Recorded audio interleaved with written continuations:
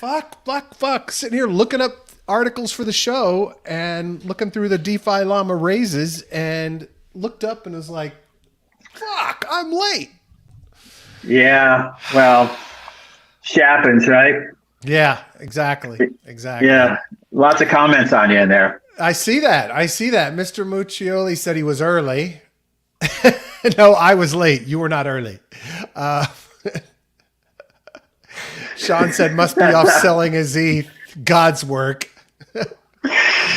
Maybe selling his Canto for a boat. Yeah, that's it. We're not quite there yet. I mean, I could Get a dinghy or a something. dinghy. Yeah, a dinghy be good.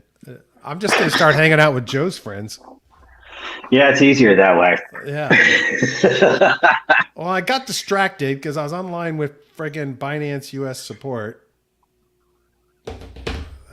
Well, complaining about how they're mixed commingling reserve pools with No, client funds. that was Binance, but Binance US, yeah. Hmm. Well, I'm just complaining about their. Yeah. Anyway, fuck it.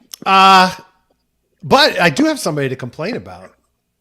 So, Your pals at non crypto related, but these fuckers. I've been a customer of theirs since the very beginning of this company, and that's years. MindMeister.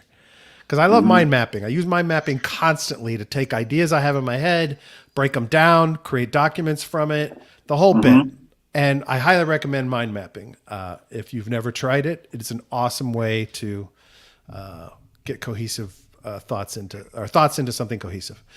Anyway, so I had tried out their new product, Meister Task, which is kind of like Kanban and Trello with a task manager, project manager shit. And I didn't like it. It sucked. But I wanted something. It was cool. The concept was cool because I could assign tasks in the mind maps and they would go into the task management tool. So I said, fuck it, I'll give it a shot. Right. So it auto renewed this year and their emails were going into my spam folder. And I noticed it because I saw the charge like the day after it happened. So I emailed them and asked them to please refund it. They're like, no, we don't refund. I'm like, you can see that I haven't used this product. Why? Why won't you refund? Like, no, that's our policy. We just don't do refunds. So I was like, well, here's my policy. I just don't do fucking business with you. So there you go. downgrade What was both this of my guy's fucking accounts. MindMeister? MindMeister. It's like it was one of the first online mind mapping tools, and it's a pretty good tool. But there's a lot of competition out there, so fuck them. Niblets has some good choices for you. MindNote is great. I use that. I have used XMind. I haven't used them in a few years because their UI used to suck. But maybe I'll give it a shot. So see what else happens. Eamon says they bricked his account at Binance US almost 2 years ago. He said, I'm KYC'd at top tier and never a response for them. I get great response in the chat to my questions. Like it's within minutes. I don't have to wait too long to get an answer to why, something's happening. This happens to be about a wire transfer, but it's like, this is an ongoing theme with them, but their support has been very good with me. So anyway, Eamon, I just go into their app and click on chat if you want to get a response. Otherwise, I like the platform. I like the product. So, what's going on in the world, Joe? Are we millionaires? Not yet. I mean, not in crypto. But the thing is that, which I think is what everybody wants to know about. You think that we did? You saw I got the passes for Quantum, right? I got, and I had one for Quantum, but not the media. So thank you for connecting me up, man, because they sent me that this morning. I'm good. Oh, good. So so you saw the email where they said they had matched up the list because I have one for you too. So I think one of yours will work. I guess the one you have. I've got like 4 now. So 4 media passes. All right. 4 passes. I don't know how many media passes I have. I'm assuming I sent him a note and said, look, I already had pre-registered. I registered again, partner registered. So you figure it out. I'm just going to give him my name when I show up and give me a press pass. So you're making good friends over there too, like MindMeister in the Mexican restaurant. No, he was very polite and helpful. I said, I apologized and said, hey, because he told me you have to register today or we're stopping registration. So I was like, okay, I'll go ahead and register this, even though I've already registered, and then I'll sort it out after. So that's Emil. Were you dealing with Emil? Something like that. Yeah. Something. Yeah. Shizzy, we are going to. Yeah. Good guy. Super. There was a whole other crew that sent all the stuff about getting, registering when you get there to get into the media room and the green rooms and all that stuff and how to ask questions. So anybody coming off the stage, we get to ask a question to. So we need to start thinking about that later on today about who. I know your big boy, your big pal BitBoy is going to be there. So I figure. Oh my God. I saw that he's got like 2 speaking gigs. I'm like, he must have fucking paid for that. He had to have paid for that. Who else? Who invites him to come to a place where there's a lot of native DeFi people? This is not like the show for newbies. You know what I mean? Yeah. And it's like, what the fuck, man? This guy. I figure you're going to do something like, you're going to interview him. They said you could take your shirt off if you wanted to while you're talking to BitBoy.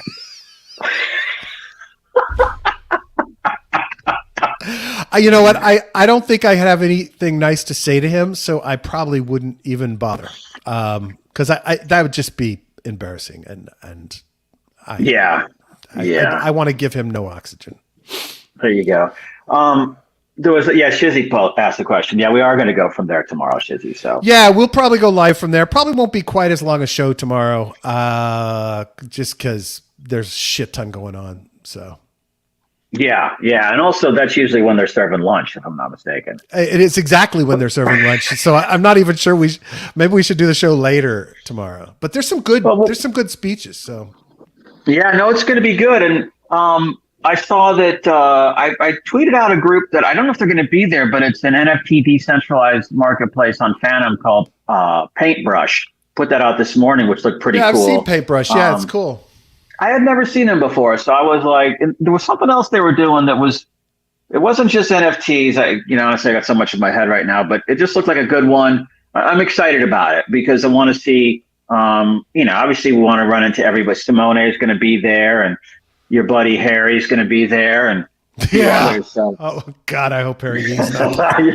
He speaks, so you get a chance to ask a question. Oh fuck, Andre's going to be speaking, but virtually. And it's funny because I was doing a search last night on Twitter for people that, were going to Quantum Miami to start connecting with other people. And, I found all these people being like, get ready for the phantom pump at Quantum. This thing's going to go overboard when they announce blah, blah, blah. And I'm like, wait a minute. Are you people like not even fucking paying attention? Andre Cronje twice has now tweeted this week. No announcements in December saying no fucking announcements. None. We're not announcing anything, so get over it. Anyway, I tweeted that. He retweeted it. So that's blowing up a little bit. But anyway, all right. So he's not rolling into the U.S., I guess, it sounds like. No, he is going virtual. Probably a smart move on his part. Because he's highly paranoid about the regulatory front anyway, right? Yeah. Mr. Muccioli says you can use Revolut with Binance. Oh no, he's asking the question.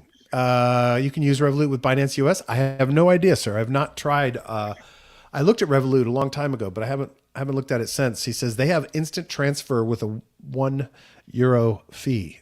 That's fucking awesome. That is cool. But probably not in the US because we don't do shit right in the US. So. Well, as Winston Churchill said, what did he say again? It was like, Americans will always do the right thing after they do all the wrong things first.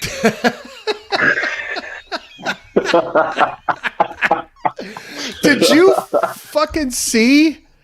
I'm sorry, I got to do a little politics here. Did you see that the FBI agent in charge of the investigation of Russian influence on Trump's campaign was arrested yesterday for working for Russian oligarchs? Well, one in particular, Deripaska. But it's interesting because you're getting two interpretations of that. You get the one side going, oh, my God, the FBI, this and that. And the other side's like saying that he was paid off to cover up the Trump investigation because he basically cleared him in that investigation of Russian influence. Yeah, that's the whole point. 2016. Yeah. Yeah, he's Others the guy are that saying said the exact opposite. Yeah. Yeah. Who fucking knows? Look, none of this is ever going to get done right. Yeah. Just fucking hang him already. Be done with it. Niblets noted Canto doubled this week. up a third in 24 hours. Gotta fucking love it. I got this. We're at 23.48 cents. So I'm pleased, very pleased, very pleased with that. Yeah, I live with that. Not that I have that much in there to make it worth too much, but it's nice to see it growing. And since I'm staking, and Shizzy asks, you guys buying BitBoy's book? No. You guys buying BitBoy's book? Catching Up to Crypto? Is that what it's called? Really? Oh, please. Niblet says, Matt Taibbi is shocked. Shocked, I tell you. That's about the Russian thing. That guy's a total fucking sellout. Shizzy said, yeah, Phantom isn't giving any announcement, but they did say they will be giving progress updates, and they could be a really cool stuff to hear. Yeah, I'm excited to hear. Andre's got two things. Juan, director of marketing's got a thing. A couple other guys, I think, are doing sessions. I think it's going to be a good show, Joe. We'll see how it goes. Well, you know what I like the best about it is that it's downtown. We don't have to schlep all the way to the beach. Yep. It's like right there. Yeah. I hate going to conferences at the beach. It might as well be Orlando for as long as it fucking takes to get to the beach. It's just like, I'll probably just take the train in, it's like, for me. I am totally taking the train. Yeah. So let me know when you're leaving, and I'll just make sure I'm at the 27th Street stop. Cool. That's a good idea. Yeah. Great. Yeah. Great. Yeah, I'll do that. I'll let you know. It makes it so much easier. Yeah. Tomorrow, well, I think we should talk about this offline. Tomorrow doesn't start till noonish, so I'm not going to be rushing in there in the morning. So. Yeah. I got to get some rest. Didn't get much sleep last night, working stuff, so I'm kind of exhausted. Yeah, man, but when I start walking around those trade shows exhausted, it's just like, I'm only 39, but I still start fading, somewhere around 4 after that third or fifth beer, 39. So tell me all about what you got going on. 39. Sushi Swap passed their 100% fee relocation, $10.9 million sushi clawback proposals. 100% of trading fees on the platform will soon be redirected to the Sushi Swap treasury for maintenance and expenses. Again, I don't know if 100% is the right number, but I'm happy to see Sushi doing.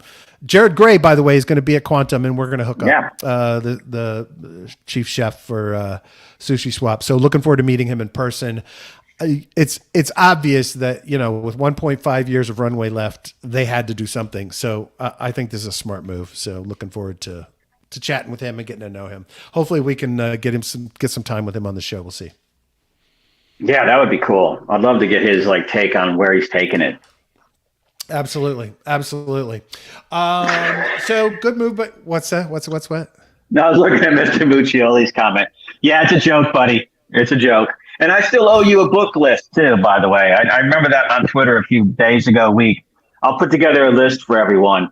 I don't know if you're going to like them, but it's more kind of stuff about, how you grind it out when you have nothing, basically, and how you can find meaning in nothing. And then a little bit of stuff about, kind of the universe and biology and things and how that's all interrelated. So I'll put together something. I don't know. When I was in college, I took this in the last summer when I was in North Carolina in Chapel Hill. I had this professor. I took a religious studies class. Those are always usually a bunch of atheists in those classes, so it's kind of interesting. But I took it because it was philosophy of religion, and this guy was like 86 or 87. The professor, he was like the emeritus chairman of the department, and the whole thing turns into does God exist or not? And he has this whole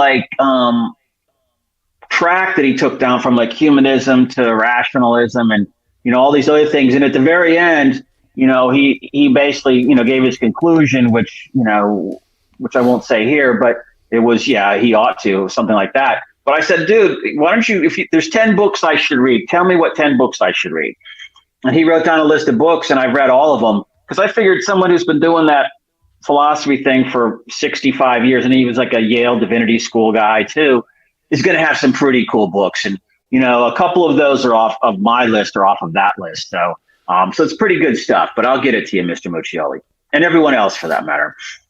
Eamon said, yikes, X Sushi becoming worthless then because of the 100% to treasury. I think that it's temporary. So I think it's just they're trying to get the And I think they built in some solution on the back end for the loss of initial revenue, but I don't have details on that. Mr. Muccioli said very much. Thank you. Lido has pumped 62.86%, sitting at $2.60. Lido is the centralized staking solution. Their competitors are Rocket Pool and StakeNode and a bunch of others. I wish someone would tell me what the value of Lido is, or LDO is, because it's not this, huh? I was going to say Eamon is, understands all of these really, really well and how they interrelate with Curve. So, I mean, I'm assuming LDO is governance related for the protocol, but it's not really a protocol. It's a centralized custody solution. Doesn't this relate to the Curve Wars? Doesn't it relate to the Curve Wars about a year ago? And it was like Convex and Lido and everybody trying to get control of the governance tokens for Curve, if I remember correctly. I don't know. Yeah. I don't know what the value of LDO is as it relates. The staked ETH, ST has value because it's pegged to ETH, and it's staked ETH, but I don't know. I just don't know what the value of LDO is. I mean, I understand why it's pumping. Everything is ETH is the money piling into ETH staking is tremendous, and it's growing at a rapid pace. So I assume people think there's some revenue share with the Lido token out of the fees that they keep. I just don't know. So if anybody knows, chime in. I would love to. I'd love to hear what the story is with the value of the LDO token. I'm assuming it has to do with governance, but I just don't understand what the token is for. So if anybody has any thoughts, please feel free to chime in with those as soon as you can.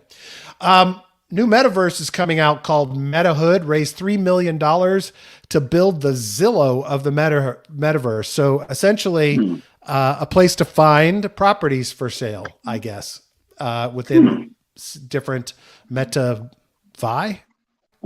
Different hoods? Yeah. Hood? I don't know. Yeah. Eamon said FRX ETH staking is going bonkers from 0 to 112 million in 2 months. Absolutely, because it's like double the rewards. I think it's at like 9% relative to 4.9% right now with Rocket Pool and Lido. I don't know if it's Lido or Lido. So obviously Frax is doing shit right. If I were going to be staking right now, that's me personally where I would go, but that is not investment advice. I'm pretty sure staking LDO allows you to vote for the ST ETH lockups. Locking ETH gives you voting power on the validators, and LDO gives you that power.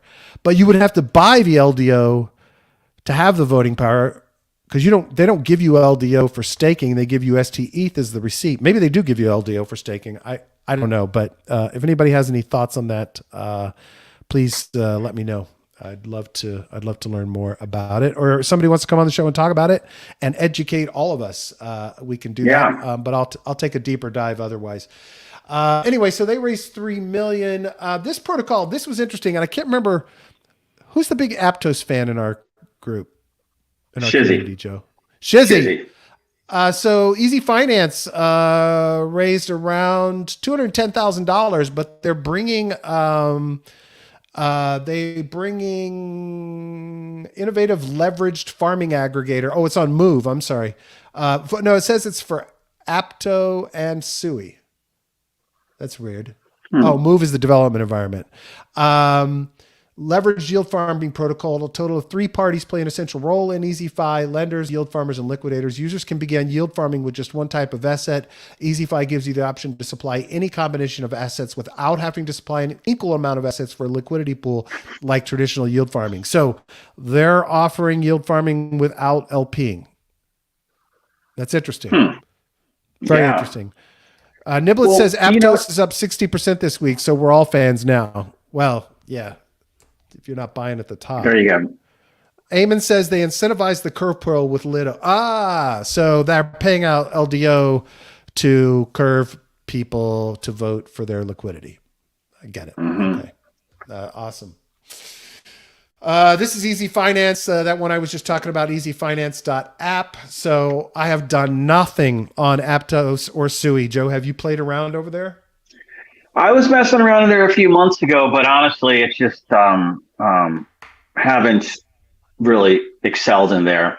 I've been focusing on the other ones, the other new ones, ZK Sync, Shardium, and a couple others. But it looks good. I mean, for Shizzy cleaned up over there. So, we were talking about that once, I think, in either Twitter or Telegram. But, coming out of Facebook, I was sort of like, whatever. But then, it looks like they got something behind them. They're probably pulling in a lot of institutional money just because it's, Facebooky kind of thing. The team, that's what I mean, the tech. Yeah, the team comes from that world.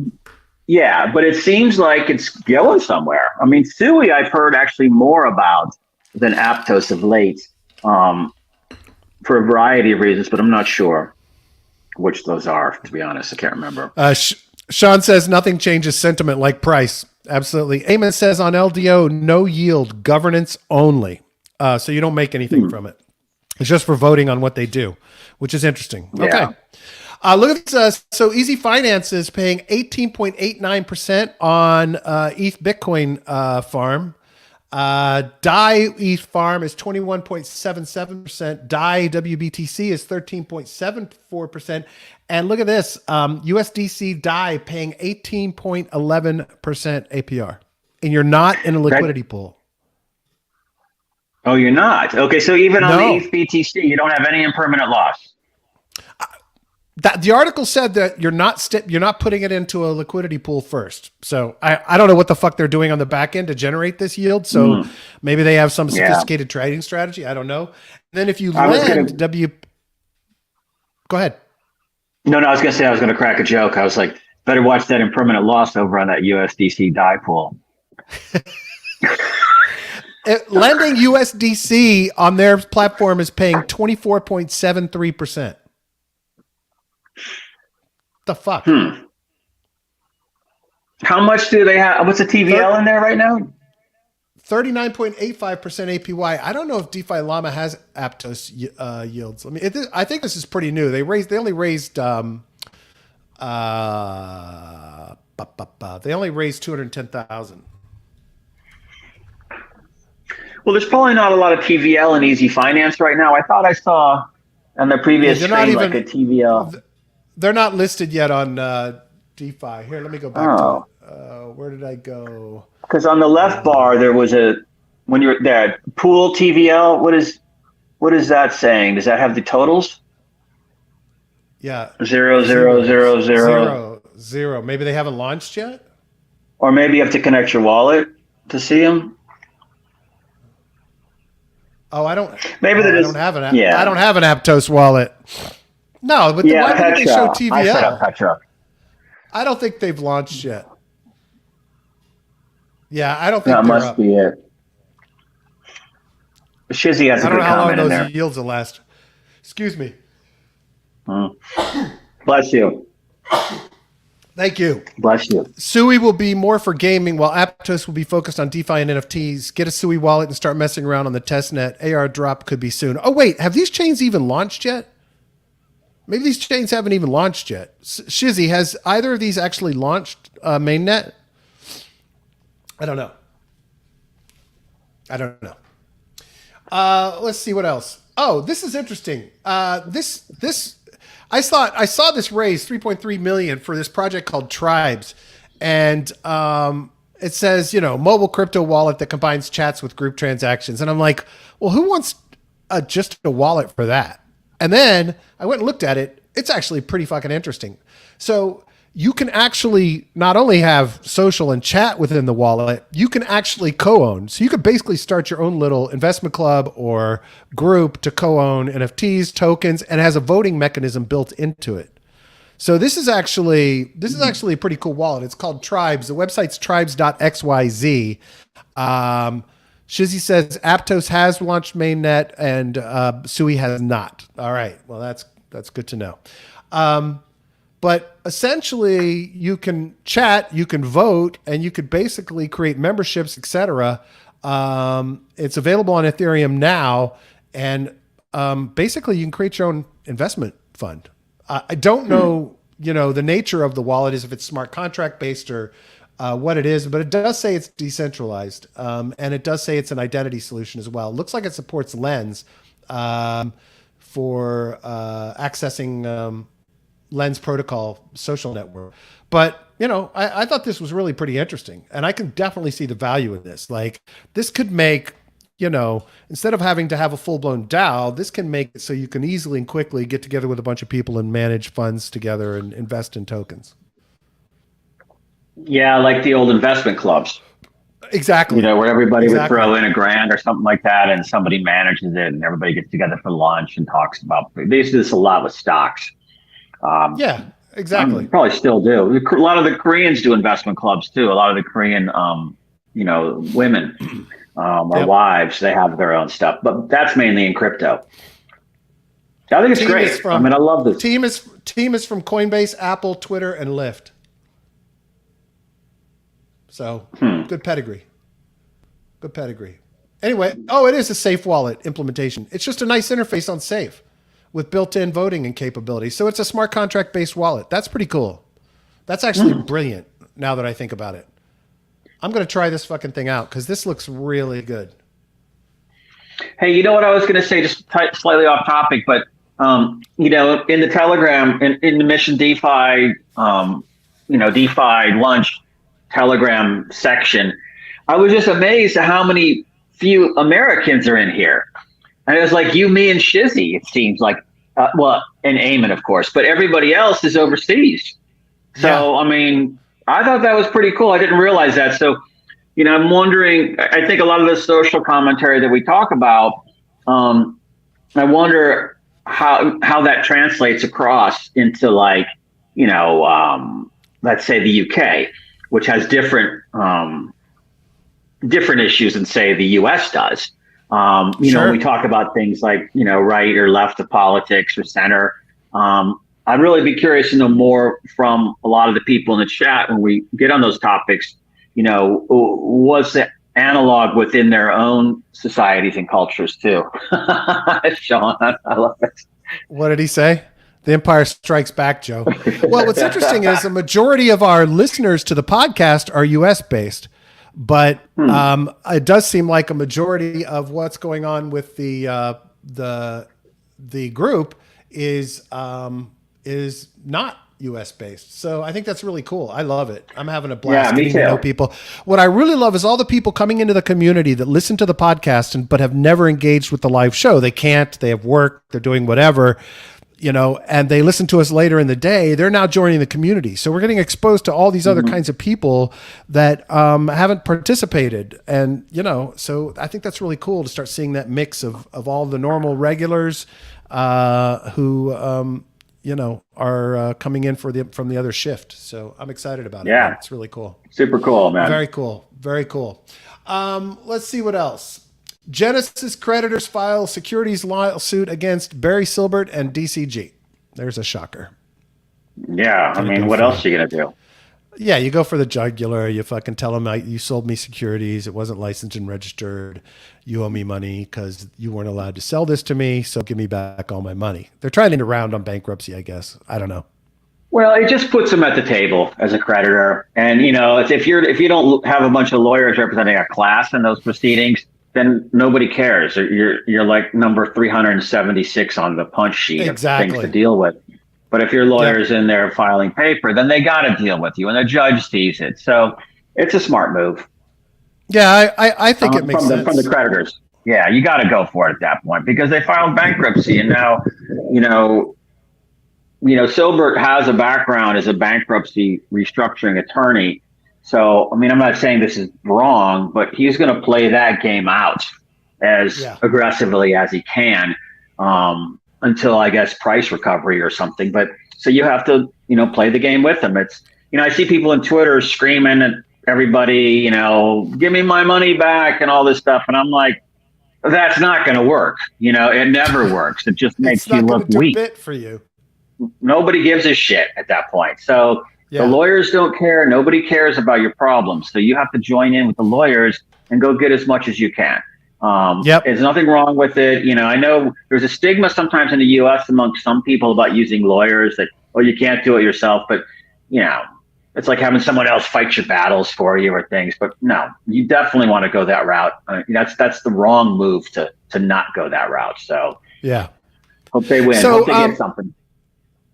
I'm going to take a deeper look at Akashnet because I hadn't thought about this. We talked about them a month or so ago that they're going to enter into the GPU market. So Akashnet is like a decentralized file CPU processing capabilities. You basically like an AWS for decentralized, right? So you can store files, process them, etc. They're launching the ability to tap into GPUs that are unused, and so. And I didn't think about this in the context of AI, but there is literally an explosion of all of these companies racing to deploy their AI technologies because OpenAI is getting such a huge lead over all of them with ChatGPT. And so this massive market of AI and machine learning is going to need shit tons of GPU power. Well, Akashnet's going to provide it and provide it cheaper than if you went to Amazon or you went to Azure or you went to Google. They're going to provide it at an even cheaper rate because they're using surplus processing that's available on machines and they bring it all together, right? So no machine is running like 100%. Steady? Yeah, like Steady at exactly. Home? Yeah, distributed processing. Yeah, exactly. So they're adding this to their work. I got to tell you that and I don't know their governance or token model at Akashnet, but if there is any like revenue share off of what gets generated at Akashnet, I'm personally in, because that if they can truly tap into GPU markets and have a GPU marketplace, this could be one of those things where kind of the real world travels into our decentralized world, because GPU is so fucking expensive. And it's so hard to buy the chips, and it's so hard to get what you need. The production is down, so them being able to tap this unused GPU power is absolutely tremendous to me. It would be pretty interesting.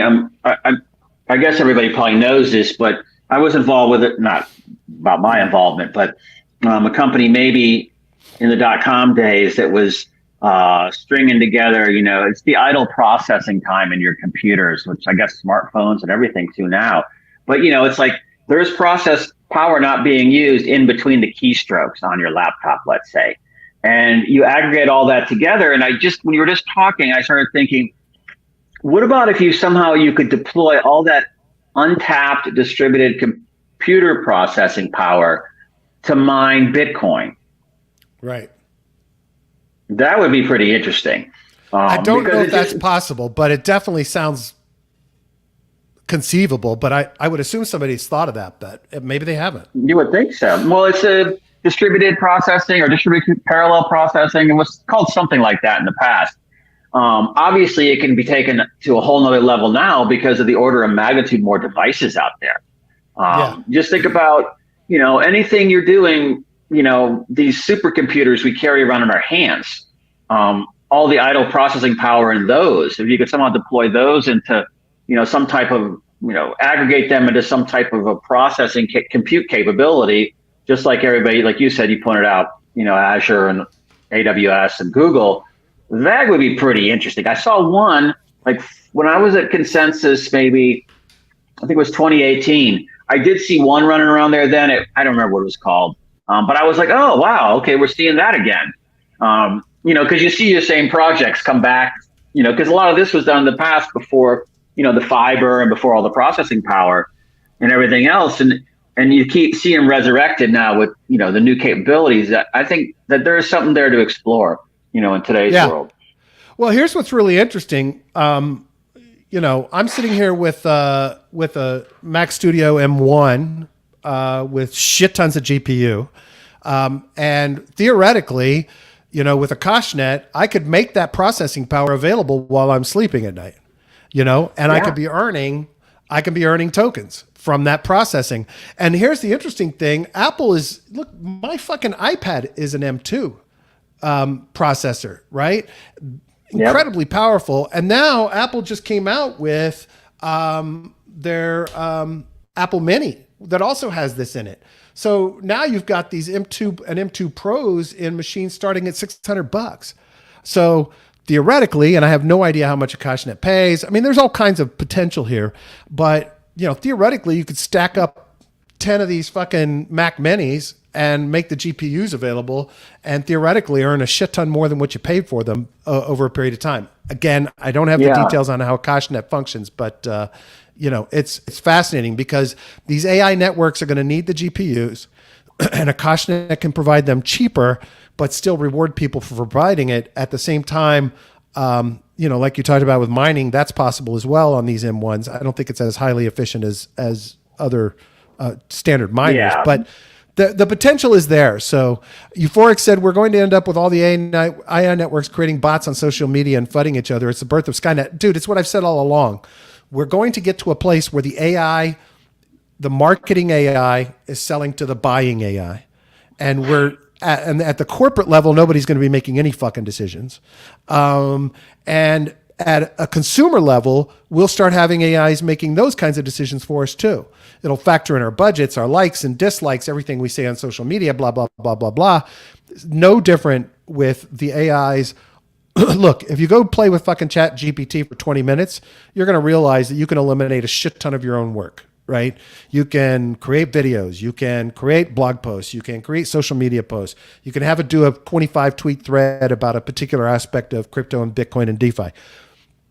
The entire nature of our society and culture is going to change dramatically over the next several years. Add into that robotics and automation, it's going to be a much different world. Our kids, Joe, are going to live in a much different world, and there's going to be a lot less labor and brain power needed. By the way, let me find this tweet while we're fucking on this. And the token for CashNet is AKT, Alpha Kilo Tango. Shizzy pointed out there in the chat. And if anybody knows more about it, let me find it. I was trying to find it, but ChatGPT just passed the medical licensing exams in one of the United States. I saw that. That's pretty impressive. Yeah, and this shit's only going to accelerate like crazy. So exactly. I mean, well, AI is already better at screening for breast cancer from test results than standard doctors, OBGYN. I mean, doctors that normally screen for it. I was talking to a company a couple of years ago up in Manhattan that was using AI on tumors. I can't remember their name. I didn't do anything with them, but it was out of Sloan Kettering, a couple doctors, and there was a business person as well. It's just amazing tech, and that always resonates with me from the proteomics stuff and like the early aughts where we were doing pattern, like with breast cancer tumors in particular. That was what we were working on. When you pull a tumor out and you sequence it, it creates like a dot pattern. They're all different. They're all unique. There was like 700, not all, but there were like 787 different categories. Well, each different one responds to different cocktails of drugs. So, you can't just treat it with one cocktail. You have to customize it to everything. And that's when I first started thinking about personalized medicine. But now, they're doing that analysis. You don't need to sequence everything. They're doing, which is AI, which is pretty friggin' cool. And it's a lot cheaper. So, yep. Yeah. Look, I mean, we talked a few weeks ago about those full body MRIs that can detect, things early by doing a full body. It costs, I think it was like $3,000 to do it. Maybe it was $4,000. That's about right. Yeah, $3,000 or $4,000 to do it. Right now, it's not available to the average person. But once every insurance company says, "Oh, holy fuck, this is going to save me a bloody fortune long term in payouts," everybody will have access to that shit. And then there's one thing to think about though there. Yeah, the one issue there though is that from stem cells and stuff in our system, we pretty much are constantly in a battle with cancer. Okay, so there's always little tumors forming and stuff in your biological system that your body defeats constantly. And the only time it really doesn't is when something else, environmental or stress or immune system related, or something happens where it doesn't. Like when that tumor grows, it gets to the point where I think it was called angiogenesis, where it starts growing its own blood vessels, and they start going into the body looking for nutrition. And then that's when it takes off, and it's very hard to stop. Most of the time, it doesn't go that far. Your body kills it off. So, that whole false positive issue with like prostate screenings or breast cancer screenings, a lot of times it isn't anything. but you stress the shit out of yourself, and you might manifest it that way. So it's a lot of this. That's kind of like I said to my daughter recently. Think of the body like a car. You don't really want to look under the hood all the time. You want to just keep going because you're not going to like what you see, nor be able to understand. So we got to get through that level next of, and this is what AI will probably do, I guess, which would be like looking at all those little things and going, oh, that's just normal. That'll go. And then monitoring it so that if it does start scaling up, then you go in. But, right now there's that stress thing of false positive, but maybe if everybody's educated to accept that happens, or the new ChatGPT Viagra, virtual Euphoric Viagra. says, I wonder if ChatGPT can give me a vasectomy. Soon it will make you a wife or a husband, whatever you preference. Yeah, a partner. Yeah. Dude, so I've been having ChatGPT create TradingView strategies and indicators with some success. Really? I'm not revealing those yet because they need some work. But is this your buy high, sell low one? Let me just say that one of my attempts, starting with the historical price of Bitcoin back to 2010, resulted in 31 million in cumulative profit, starting with $1,000, betting everything, every trade, up until February of 2021, and 13.4 million through today. Well, what would it have been if you just put 1,000 in Bitcoin at the beginning and did nothing? Well, Sean probably knows that answer. If you put 1,000 in at, December of 2010. So what was the price December of 2010? 3 cents or something? 10 cents, something? I don't know. Let's look. Let's check the buy and hold.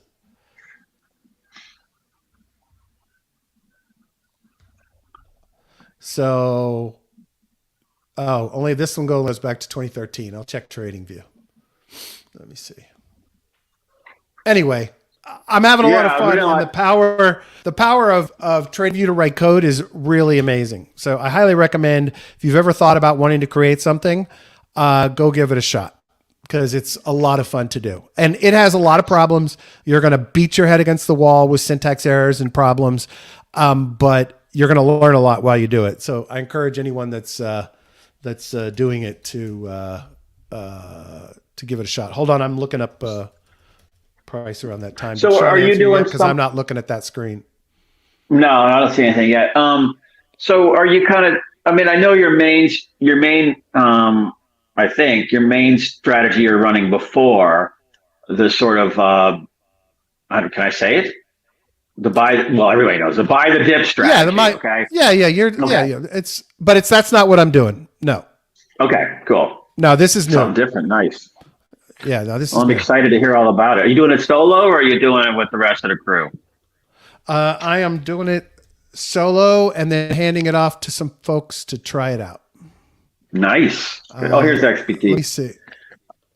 $1,000 from 2010 on HODL is circa 200 million today. 200 million? What was your result? Oh fuck, that's awesome. I'm just gonna buy and hold then, Sean. Yeah, but it's always easy looking in the rearview mirror doing 20/20 hindsight. That's fucking unbelievable. Really, think about that. That's like astounding. Yeah, it is. I mean, I honestly didn't think it was going to be that high. I thought it was going to be somewhere around the 30-ish. Yeah. So it's like a penny. So you're getting 1,000 Bitcoin. No, you're getting no, you're not. 100 times 1,000. 100,000. Yeah, 100,000 Bitcoin. Holy shit. Yeah, he's right. That's yeah. Your algo lost your money, dude. What'd you say? No, Sean says your algo lost your money, dude. Yeah, if I was buying and holding, I would have fucking sold at 10 cents. Yeah, I know. It's like the pizza boy, like that pizza boy guy, who spent 300 Bitcoin on that Domino's pizza or something. I don't I can't remember remember. how many, Yeah. but yeah. But those are hard ones. I mean, my story like that is it's an equity story, but it's Intuitive Surgical Group, ISRG. And that was when I bailed on it in a patent fight with a 10x win and did a victory lap. And, basically, I don't know, 20 years later, 15 years later, it's split like 4 times. It is trading at like $800 a share or something. And I got out at like, $18, from like a buck 80 that hurts. Oh, that hurts. With like 6 splits too. But you can't go back to that. You can't go back to that. No, you got to flush it. You took 10x, Joe. I mean, there is nothing illogical about taking 10x profit ever. I agree. Yeah. Yeah. Shivy said it's 10,000 Bitcoin for the pizzas. Nope. Yeah. I mean, it's funny because people always go, the ones where the big, you see everybody talking about the shit that's all down 99% or 84%. Everybody's like, oh my God. And all this. And I'm like, the losses have never bothered me. It's just the mist, but then again, like you flushed it, but it's the one. Everything else, I feel like, I made they didn't go that big. So yeah. And a quick shout out to Sean for pointing me back to Crypto Panic for sucking the time out of my day. Thanks so much, dude, for taking me down this fucking rabbit hole again. That's what is that one? I really do appreciate it. Crypto Panic. It's news feeds from all these news sources, and I had forgotten about it. And Sean reminded me of it the other day, and it's fucking awesome. But I mean, we're looking for news for the show, and then you go down a rabbit hole on a story, and you find something else, and you find something else. The next thing you know, 4 hours later, you haven't done a fucking thing with your day. So anyway, thank you, Sean.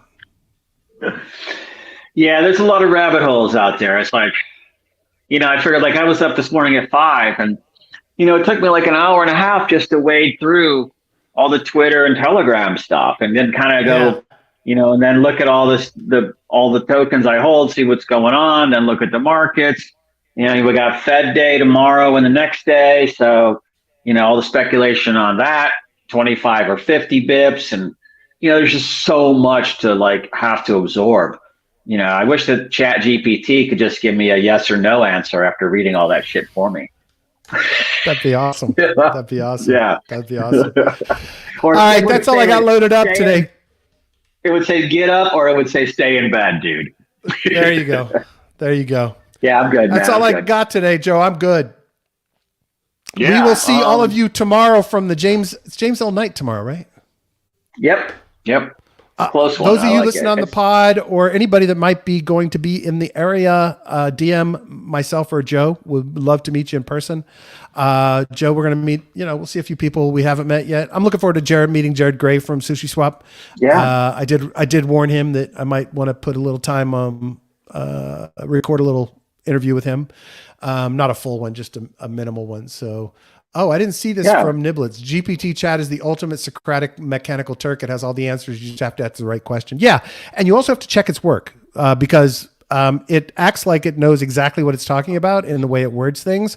It's not always right. So you have to check its work. The fun thing about doing code with it is most of the editors will check your syntax for you, and then you can always run it and try it out. So, but it's so much fun. Wait, so it'll write code for me?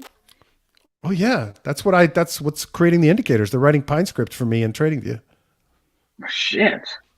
Yeah. No, I mean that's Python, I've been looking at JavaScript.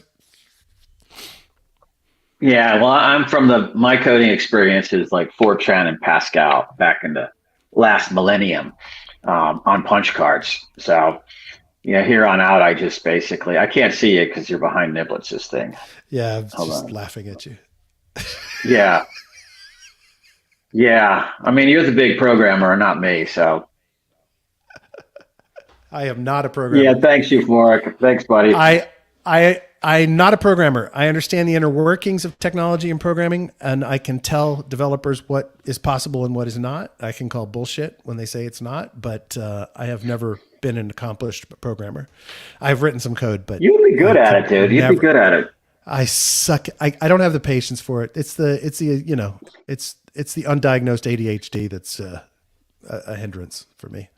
He said, Niblet says AI writing code changes so much, dude. It's so true. He said the wicked problem then is just architecture. Right. I mean, and look, that'll evolve too. Right now we're at the simplest form of it. Right. But, and he says reducing the need to outsource code jockeying. Yeah, dude. It's amazing. I mean, here's the way I think of it right now today. I can have it generate code for me that's just for my use. But if there's something I want to put out to the world, I take that code and I go to a developer and say, look, this is possible. Make it work right. Make it function well. And now the developer can use it and know what he's looking for, right? When you're using, so I'm using two things within Visual Studio, and then there's Copilot on GitHub that writes code. And it can refine your code. But as a developer, you have to know what's possible, right? You need to understand all the syntax of a language and all the capabilities of a language in order to be able to leverage it. I can tell ChatGPT what I want it to do, but if I don't know better ways to do things, to increase performance, to make it work better, whatever, if I don't have that knowledge, I'll never replace a developer. A developer can now get 10x more productive because they know what the system's capable of doing and then can tell it to generate the code optimized for what they want it to do. So it's a big game changer. Big game changer. Well, one thing I was just thinking about, to Niblet's point, is that, it sounds to me like all the offshore development shops are going to be in big trouble here, because if you've got system architects and project managers writing sort of the framing of everything, then you don't need to go offshore, because the meritocracy will rule, right? The most brilliant developers, the guys who understand this shit better than anyone, will rule, right? And they will be better because they will duplicate the work of 10 developers or 20 developers, right? They can take all the functions and calls that they want, break them up into pieces, and have AI do it for them, and then they put it all together into what they want to deliver. So sea change. I wonder Sean says how Skynet. Geez. Yeah, I wonder how. I remember. I worked in a lot of IT services firms back in the day, and I remember. Whether it was hiring PeopleSoft people, I don't know if anybody remembers them, but the HR software. Or hiring certain types of developers, whatever. Like looking for Solidity developers right now. Whatever's the expensive category. It seems to me like that's going to beat down the salaries of, because of all the developers too, unless they're really, really good, I guess, on the system architecture side to organize the builds, because you're not going to, how long is it going to take the AIs to figure out how to do it, to write Solidity, let's say, probably already doing it. So that's going to be an interesting thing, I guess. Everybody needs to up their skill set and go to the next level, like how to build the AI engines to control the AIs writing the code versus, a specific type of language, let's say. Crazy. Yep. Oh, what's Niblet saying here? It's it. You might rather go. Yep. Let's go. Well, I guess those like different offshore hubs, Pakistan, India, Philippines, they're gonna get disrupted here, it looks like. Yep, everyone is. Well, so how do we, I guess I have to figure out a way to stay ahead of that. You get good at understanding how it functions and works, right? So that you can always be a leap ahead. You can figure out what's possible, what's capable, what you can do, and then how to leverage it. Right? Do you develop applications? So I just told OpenAI to write a Solidity contract for issuing tokens, and it was done in about 3 seconds. Can you pop it up on the screen? Let me see here. Real quick. I know we got to go, but just want to see it real fast. Yep. If you can. Hold on. Because I know we got a couple of Solidity. Eamon could tell us if it'll function. Yeah, that's what I was going to say. We got a couple of Solidity guys out there. Eamon for sure. Hold on. And I may have worded it incorrectly. Let me show this. Why don't you ask it to mint up a bunch of Bitcoin and send it to all of our loyal watchers? Yeah, it's not quite the way that works. Tell you what, ChatGPT, give me $5 billion. So this is a little bot that works in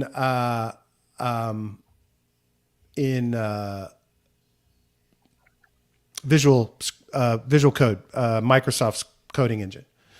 Taps into OpenAI. It's called Beto AI, and this is whatever Solidity it spat out. I have no idea what it's doing, but my point is that it knows Solidity. It knows Python. It knows JavaScript. Just about any language that has been published prior to 2021. It knows how to do. Jeez, that's friggin' crazy. Yeah. Now all the business dudes are going to be coming out with all these shitty applications because now they don't have to hire the developers. Exactly. And they'll go out and raise money on it, and then everybody will be running. Everybody will go, we probably should get a few developers in here and make sure this stuff works. Niblet says, Joe, yes, that's it. The amount of prep work for outsourcing code writing will be better spent prepping ChatGPT. Absolutely. The comms overhead with outsourced code shops is extreme. No kidding, man. It is such a fucking pain in the ass, the back and forth comms, especially with Asia. And then there are cultural issues. There are some cultures that really want to please, and so they say yes to everything, whether or not they can do it or not.